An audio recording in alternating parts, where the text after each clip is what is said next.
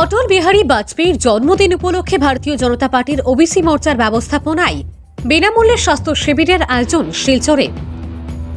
বুধবার অটল বিহারী বাজপেয়ীর জন্মদিন উপলক্ষে শিলচর চেঙ্কুরি এলাকায় ভারতীয় জনতা পার্টির ওবিসি মোর্চার মেডিকেল সেলের কনভেনার হরিপদ দেবনাথের নেতৃত্বে বিনামূল্যে স্বাস্থ্য শিবিরের আয়োজন করা হয়। এই স্বাস্থ্য শিবিরে প্রায় 150 জনের অধিক লোক স্বাস্থ্য পরীক্ষা করান। সংবাদ মাধ্যমের সাথে কথা বলতে গিয়ে হরিপদ দেবনাথ জানান, অটল বিহারী বাজপেয়ীর জন্মদিন উপলক্ষে বিনামূল্যে এক দিবসীয় স্বাস্থ্য শিবিরের আয়োজন করেছেন এবং আগামী দিনেও ওনার এই প্রচেষ্টা চালিয়ে যাবেন। এদিন অতিথি হিসেবে উপস্থিত ছিলেন শিলচরের বিধায়ক দীপান চক্রবর্তী, জেলা সভাপতি বিমলেন্দু রায়, প্রাক্তন কমিশনার সহ বিশিষ্ট জনেরা উপস্থিত ছিলেন। আমার নাম হরিপদ দেবনাথ, আমি বিজেপি ভারতীয় জনতা পার্টির ওবিসি মোর্চার convener medical sell Cachar district.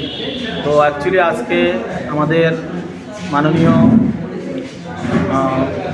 প্রাক্তন প্রধানমন্ত্রী অটল বিহারী বাজপেয়ীর জন্মদিন উপলক্ষে আজকে আমরা এই হেলথ ক্যাম্পের আয়োজন করেছি চেঙ্কুরি রোড বঙ্গবীর সংঘ।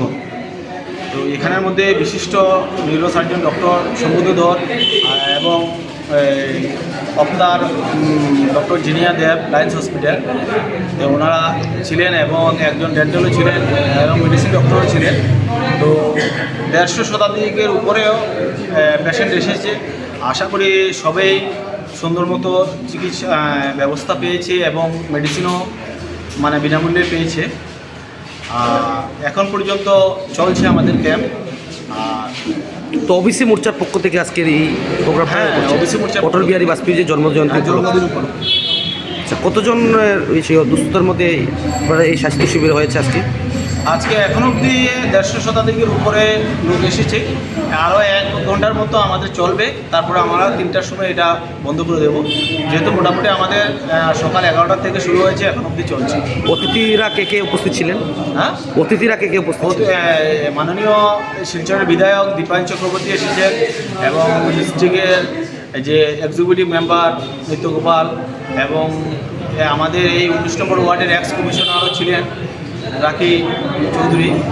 তো বিভিন্ন কার্যকর্তাও ছিলেন বিজেপির, আমাদের ওবিসি মোর্চার ভাইস প্রেসিডেন্টও ছিলেন। তো সবাই আশা করি সহযোগিতা করেছেন। খুবই খুশি হয়েছি আজকের প্রোগ্রামটা সুন্দর হওয়ার জন্য। ওয়েদারও খুব ভালো ছিল। হ্যাঁ, আমাদের অ্যাকচুয়ালি কি আমাদের সংগঠনের মূল উদ্দেশ্য হইলে সেবাই সংগঠন। তা আমাদের সংগঠন এটাই আমাদের শিখিয়েছেন যে জনসাধারণের পাশে থেকে ওনাদেরকে সেবা করাটাই আমাদের সংগঠনের মূল কাজ।